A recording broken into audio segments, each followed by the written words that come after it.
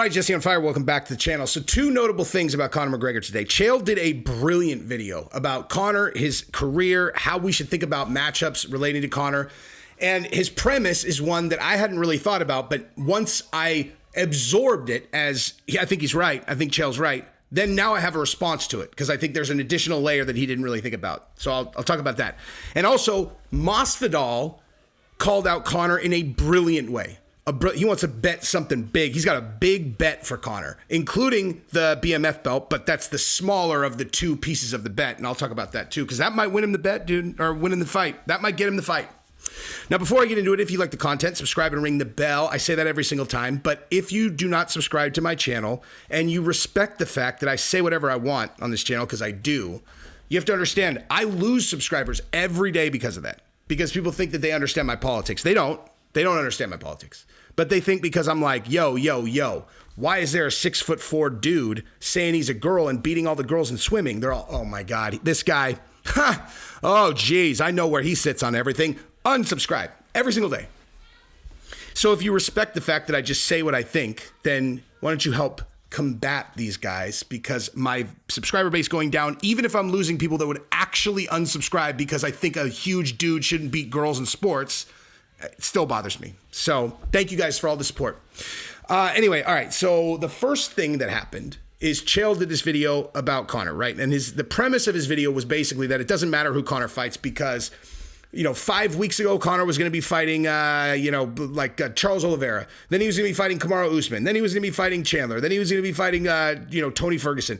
And at the end of the day, everyone is on board no matter what. It doesn't matter who he fights, which is accurate. Like, no matter who Conor fights, it's going to be a huge event. I mean, it matters for the person that he fights, obviously, especially if they have a belt, because they're going to get paid, son.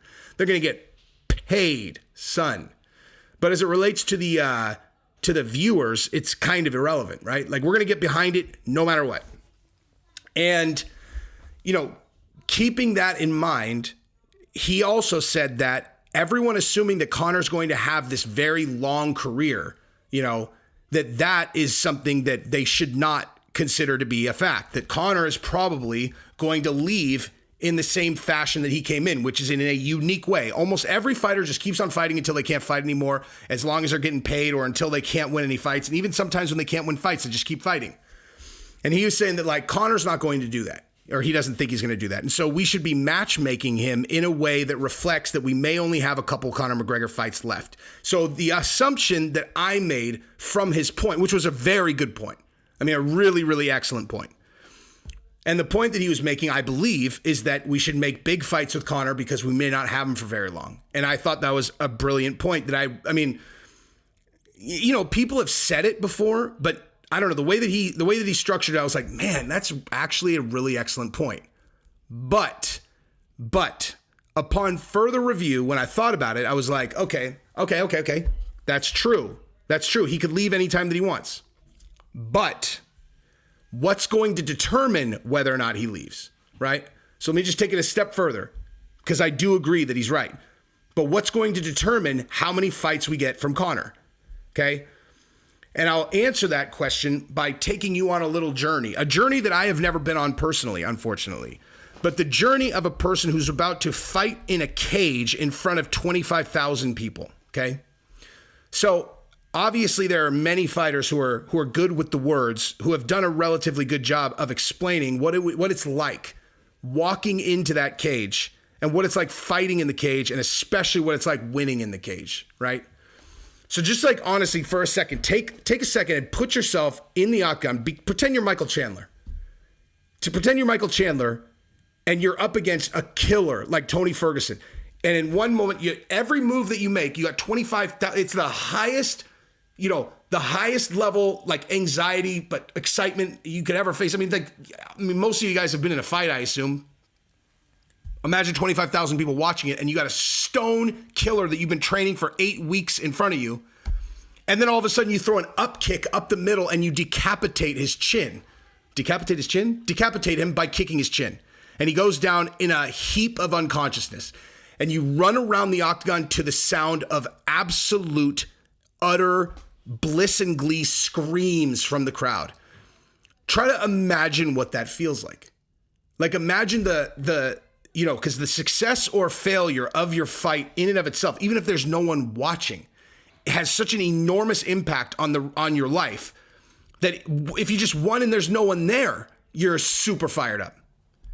But with 25,000 people screaming at the top of their lungs, I honestly can't even imagine what that's like. Like, I've tried a lot. But the flip side of that, right? The flip side of that is pretend that you prepared for, let's even go a step further. Let's say you prepared for 12 weeks for this particular fight. The guy that you were fighting against talked all this shit, right? Called you a bitch, said that you're washed up, said that you're a sucker, said that you're a joke, that you were never actually good, gave you every single reason that you would possibly want, like that you could ever ask for to want to beat him in a fight. Except that what ended up happening is you got your leg kicked until you couldn't stand on it anymore. And then as you were falling down, he tattooed your forehead and you went down in a heap of beaten pain. And you laid there unable to get up while everyone cheered for the other guy. Okay. They're cheering for your pain. Like, you got fucked up and they're cheering about it. They love it. They love how hurt you are. They fucking love it. Now, one thing that I've done, you know, I obviously everybody knows I go to a lot of fights, man. I go to a lot of fights. I've been to all of the most recent pay-per-views except for the one that was in Singapore from 271 or 270, 271, 272, 273, 274. And I didn't go to 275, but I went to UFC Austin. I'm going to 277 in Dallas. Like, I go to these fights, man. I'm there all the time. We're in the front row of 277 in section 114. If you want to look, that's where I'll be, dog. But one of the things that I notice is, or not notice, that I pay attention to is I always pay attention to the guy that lost. Like, I look, you know, I watch the guy who, you know, I give him his due, but I watch the energy of the guy who lost. And I really notice it with certain guys. Like when Derek Lewis got knocked out by Tai Tuivasa in Houston, he was fucking devastated, man. Like it's like the flip side of the fight is like, it's hard to explain, man. They're so fucking sad, man. Like, they're so sad. They're so disappointed in themselves. And like it's a soul crushing moment. You're going to have one of those two things, dude. You're either going to win and it's going to be one of those amazing moments of your life every single time it happens, or you're going to lose. And if you lose in tough fashion, it's going to be soul crushing, dude. And all those cheers sound like they're cheering for your agony. Okay. And so bringing it back to the point that I was making, which of those two experiences do you think is more likely to bring Conor back for more? You know, like he can act like he's Conor, dude. He's the most confident guy in the world, but he's a human being. Like, he's a fucking human being. And so in one scenario, he has the most elated, amazing experience of all time, which is highly likely to bring you back. And in the other one, you have the worst experience ever and you're devastated. And he can sit there and he can put on a brave face, but he's still fucking lost, just like any other person. And so when I think through what Chael was saying, he was saying, give him big ass fights. I agree with that. But if you want to get a lot of Conor, give him fights he can win, you know, give him fights he's likely to win. Cause like, if the idea is like, oh, you only get a couple fights with Conor, like throw him in there with Kamaru. It's like, give him fights he can win, man. Give him fights he can win. Protect him as if you were protecting your most valuable asset, because if he wins, he's going to keep coming back. Conor's not going out on a win, dude. He's not going out on a win. So anyway, that was kind of my response to Chael's video, because I thought his video was excellent. So excellent that I took what he said as fact, and then I was like, okay, well, so what's the next level of analysis beyond that? And it's give him fights he can win, so he keeps coming back. Now, I'm going to tell you about the Masvidal thing, but before I do, I want to tell you about Sheath underwear, because Sheath underwear is the bomb. I've told you guys about this before, and I just did a podcast with Robert, the CEO of Sheath underwear. I posted it on my social channel. You can go check that out. But Sheath underwear is the bomb, dude. I don't know what else to say. You separate your twigs, separate your berries. It feels amazing. I wear them every single day. And in addition to that, we run a drawing every single month. Anybody who has bought Sheath underwear and has entered into the drawing, if you buy Sheath underwear and you use promo code FIRE20 and then you send me the receipt, you are entered into the drawing this month for the Jordans. I only have like 4 entries so far. 4, okay? You have a really high likelihood of winning. And guess what? You win no matter what, because you're going to get the Sheath underwear. So go to sheathunderwear.com, buy for each pair of underwear that you buy, you get an entry for the Jordans. We have 4 people so far. 4, okay? 4. So you can be 5, 6, 7, right? And if you win, you're going to get a pair of Jordan 1s. It's going to be amazing. And these people who have won in the last couple months have gotten their J's and they're excited about it. So go ahead and go to sheathunderwear.com, use the promo code FIRE20, then email that receipt to realjesseonfire@gmail, and you will be entered and you might win them Jordans. Anyway, so let's talk about Masvidal. So, okay, George Masvidal is obviously lobbying for the Conor McGregor fight, right? And he made a point that I like a lot.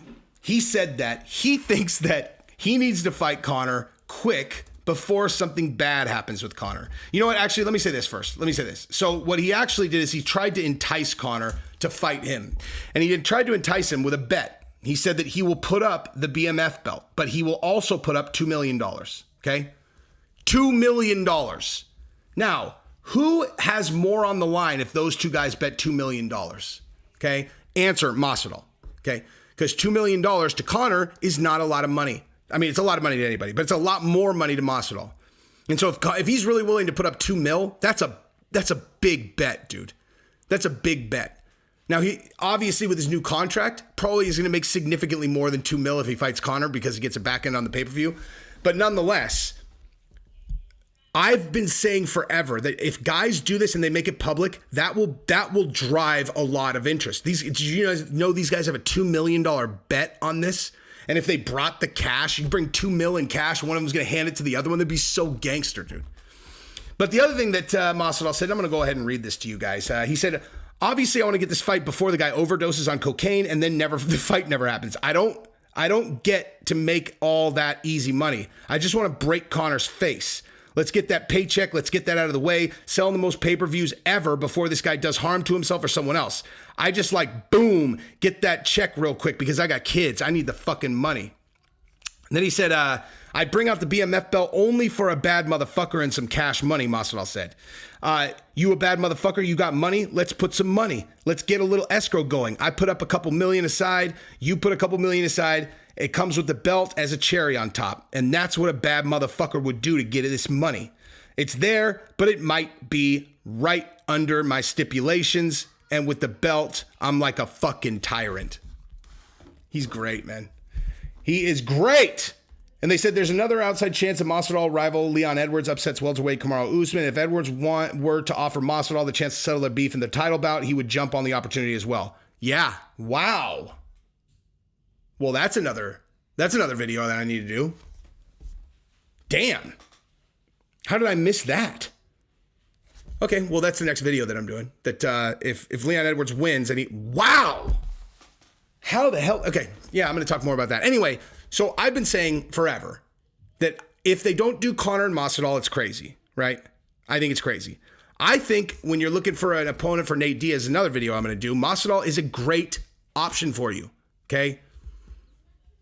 I know they want to send Diaz out on a loss, but Masvidal's probably going to beat Diaz. And Masvidal, you shine him up, dog. Shine him up and, let him fly. Masvidal's under contract forever. You got him locked up. So give him Nate and then, shine him up. Because Masvidal's fucking good, dude. I said this before. I will say it again. I watched the Colby fight again. He looked good, man. He looked, look, it's a stylistic problem. Colby is a stylistic problem for him because he has a hard time with guys that can just like bottle you up and wrestle you. But when he was throwing those kicks, dude, he was snapping those fuckers and he had heat on him. He's a problem for Nate, dude. He's a problem for Conor. I want that Conor fight. I can't sugarcoat it, man. I want Conor and Masvidal. I will settle for Conor and Chandler or call it Conor or Conor Oliveira. Actually, you know what? I'll fucking watch Conor fight whoever. But I really want the Masvidal one. I really do.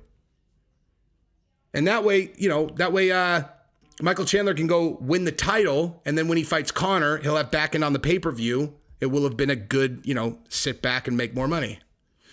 Anyway, this video is off the rails now. But go ahead and subscribe if you liked it. Because I like you guys. I like you a lot. Love you guys. Peace.